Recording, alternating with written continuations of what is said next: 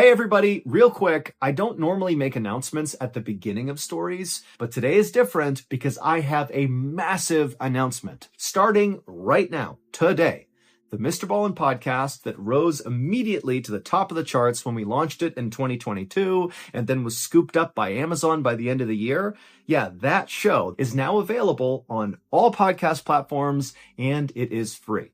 Now, don't worry if you've been listening to this podcast on Amazon Music. That's awesome. You can keep doing that because with your Prime membership, you will get Mr. Ballin podcast episodes 1 month earlier than everybody else, and it will be ad-free. But again, the show is on every other platform right now, and it really is free. So go ahead and follow the Mr. Ballin podcast, Strange, Dark, and Mysterious Stories on Amazon Music or wherever else you get your podcasts. Today's story is about one of the most famous, potentially paranormal events of all time, except almost no Westerners have heard of it because it happened in China. But before we get into that story, if you're a fan of the Strange, Dark, and Mysterious delivered in story format, then you've come to the right place because that's all we do, and we upload once a week. So if that's of interest to you, please put the like button stapler in Jello. Also, please subscribe to our channel and turn on all notifications so you don't miss any of our weekly uploads. Okay, let's get into today's story.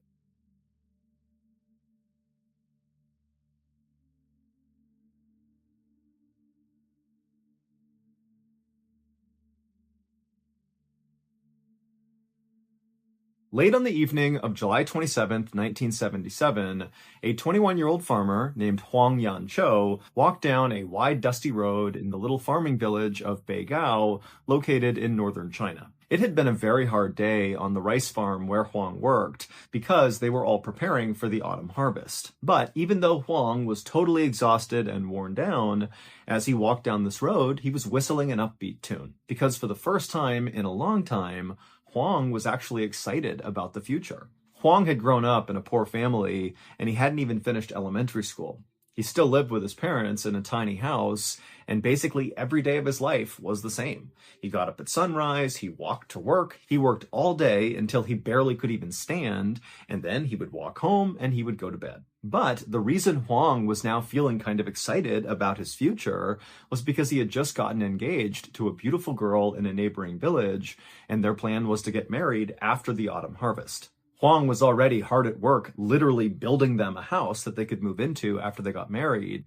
And in fact, on this particular night, that was where Huang was going. He was going to the property where he was in the middle of building this house, and he was going there not to work on the house anymore, but really just to admire his property, because again, he was just so excited about the future. Huang turned the corner, and his beautiful, half-constructed home came into focus. The foundation, the walls, and the ceiling were all complete. All he had left to do was put in the windows and the doors. And so Huang walked up and ran his hand over the beautiful brick he'd laid around the outside of the property. Brick was not cheap. He had worked extra hours to afford this brick. And so he was just so proud of it. And he ran his hand over it. And then he kind of stepped back and kind of imagined the house when it was all done. And then when he felt satisfied that he had seen enough, he just kind of nodded and turned and just continued walking back towards his home, his parents' home, which was only a few minutes away. When Huang got to his home, he went inside, and his mom already had a meal made for him. It was just some rice and veggies. And so Huang sat down and began eating, and then his parents came over, and they began chatting. And then, of course, the conversation shifted to Huang's upcoming marriage, because that's basically all Huang ever wanted to talk about. And then by about 10 p.m., Huang was so tired that he crawled into his bed, and he fell asleep almost immediately. The next morning, when Huang's parents woke up, they discovered that Huang was not in his bed. Now, this was not totally unusual because they knew their son was a really hard worker, and it wasn't unusual for him to wake up really, really early to head out to the farm to begin his workday. But a little while later, the workers at the rice farm where Huang worked, they saw Huang had not come to work.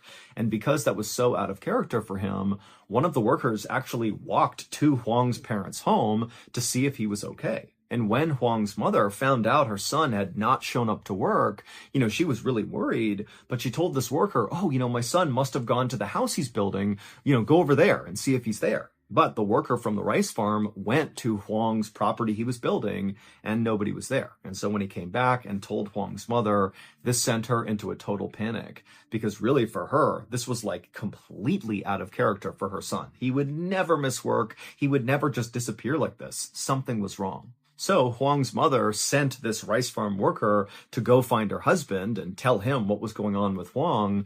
And then in the meantime, Huang's mother just walked outside and began going door to door, asking neighbors if they knew where her son was and if they wouldn't mind coming out and helping her look. Now, at this time, the village of Beigao was a relatively small place where all the residents more or less knew each other. And so it did not take long for the news of Huang being missing to spread all across Beigao, and the community really came out in force to go look for him. And so by the afternoon, there were people on bikes riding all around, calling out for Huang. People were going to neighboring villages to see if he was there. Another group of villagers went to Huang's fiance's home and they spoke to her, and she had no idea where Huang was. And so by about the early afternoon, when so many people couldn't find any leads to where Huang had gone, it became clear that really nobody had a clue what happened to him. Now, Beigao at the time was incredibly isolated. This is a small town where most of the people who live there don't have phones, they don't have cars, they ride their bikes everywhere, and there were no roads that connected Beigao to any other place.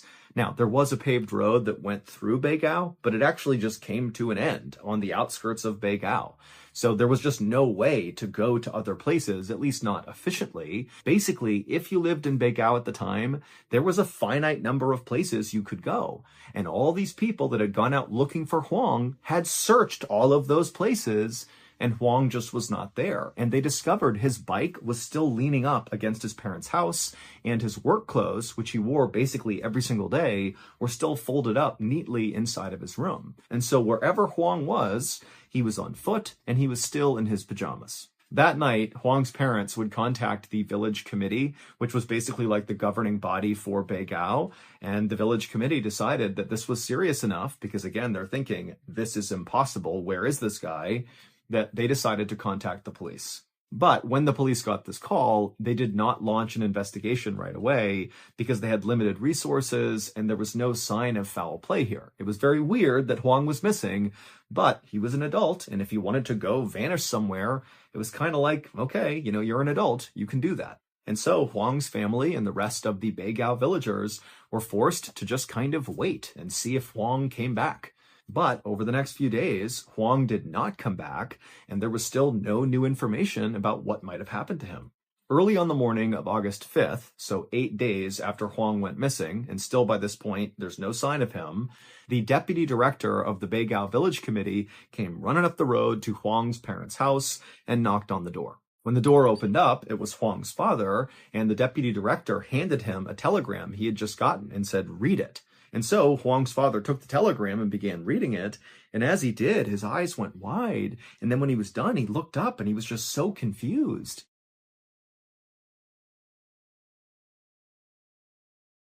Last weekend, I asked old Seagull what he wanted to snack on for our Super Bowl 58 watch party. And he said, without hesitation, "Papa, voglio mangiare vari molluschi esotici," which of course in Italian means, "Papa, I just want to eat various exotic mollusks." And so I said, "That's just bully." And immediately I booked us a trip to Alaska. We hopped on a fishing boat and off we went to snatch up a few of those slippery beasts. But unfortunately, about 15 hours into our seafaring voyage, Lung and I realized we had a problem. Our boat captain was not a boat captain. He was just a simple, blind kangaroo with vertigo who happened to jump on board before we left, and we just didn't notice. We tried to take the wheel from the roo, but he was so strong that he drove us directly into a storm, and before long a rogue wave came and capsized the vessel. But luckily me and old Seagull Lung, we lived,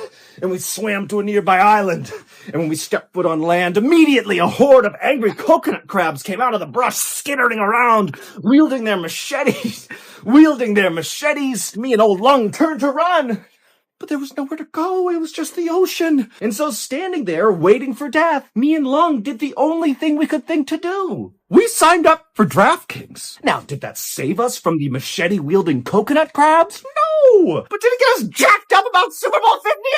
Ah! Yes, it did. And so once again, this year, we are partnering up with DraftKings to make sure all you fans of the strange, dark, and mysterious out there get access to the very best deals on their platform. And for Super Bowl 58, they got a really good deal. For all customers, there is a bet one, get one, which means you get a bonus bet back to you in the amount of your original wager just for placing a bet. Pretty good. And there are loads of other amazing opportunities for Super Bowl 58 on DraftKings, so go check it out now. Download the DraftKings Sportsbook app right now. New customers use promo code Mr. Ballin, bet $5 on any wager, and you'll receive $200 in bonus bets instantly. Again, that's promo code Mr. Ballin, only at DraftKings Sportsbook.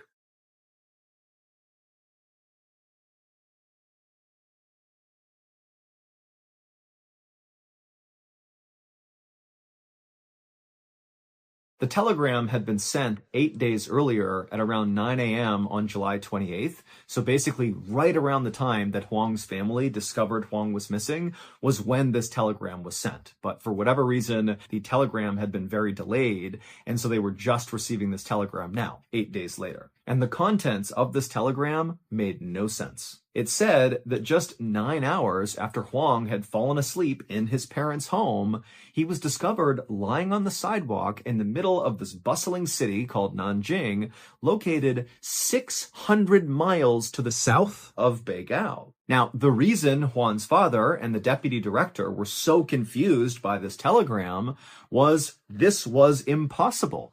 Remember, Huan does not have a car, so the only way he could get around was on foot or on his bike, and we know he left his bike by his house, so he's on foot and very likely in his pajamas. And what, he's going to go 600 miles? I mean, even if he walked the 30 miles to the nearest train station, 9 hours, because that's how much time it took from falling asleep to being discovered in the city, is not enough time to go the remaining 570 miles to Nanjing.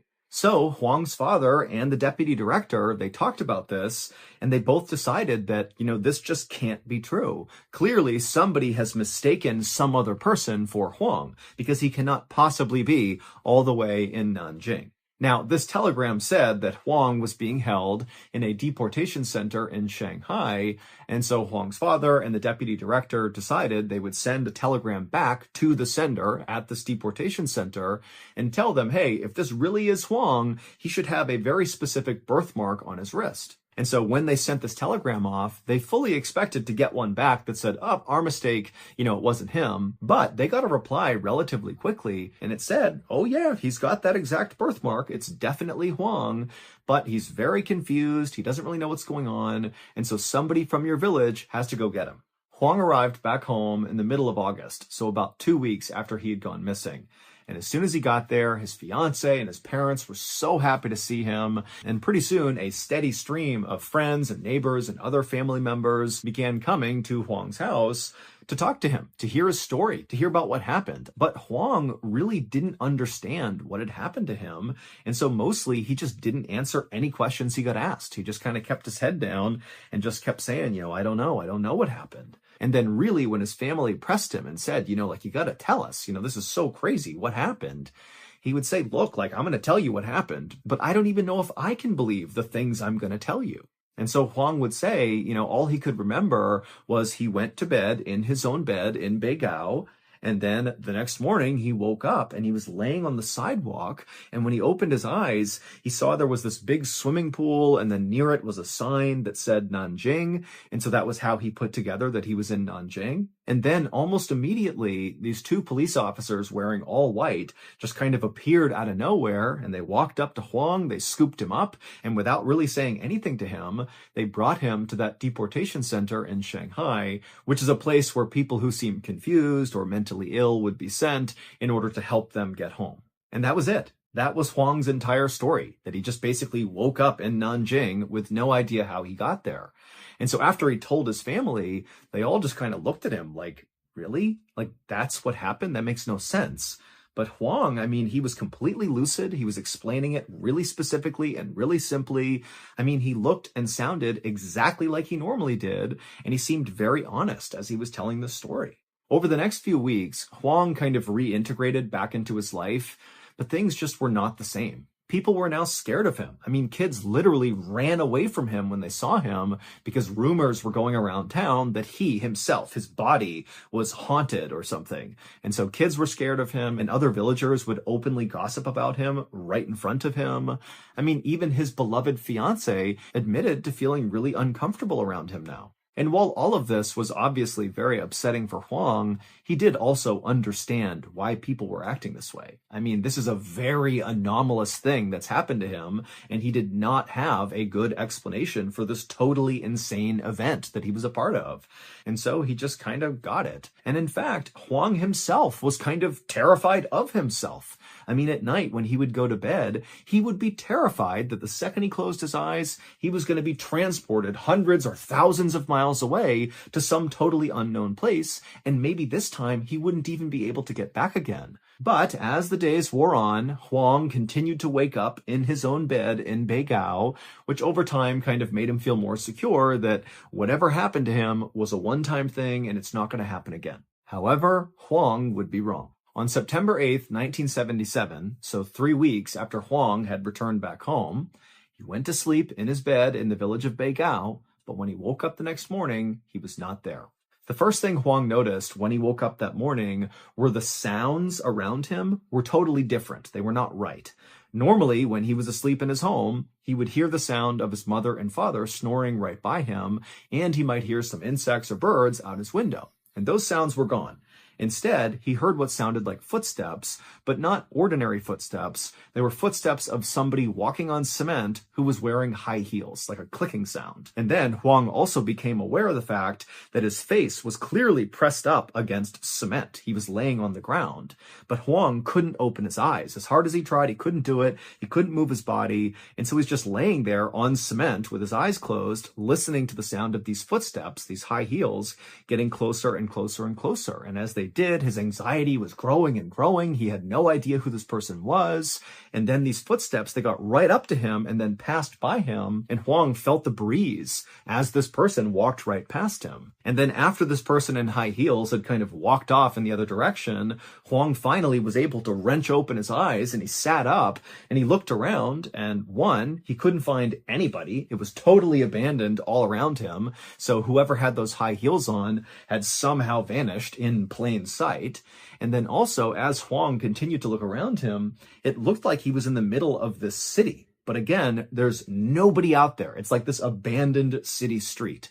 All he had in front of him was this clock up on a building that said 1 a.m. And so pretty soon, Huang was just kind of walking in circles, screaming out for help. And right when he was about to just start sprinting in any one direction in hope that help would be somewhere out there, Huang felt a tap on his shoulder. And then the person tapping him from behind him said, "Are you Huang Yanqiu?" Huang spun around and he saw there were these two men in military uniforms standing there. And for a second, Huang felt relieved. Somebody was here to help him.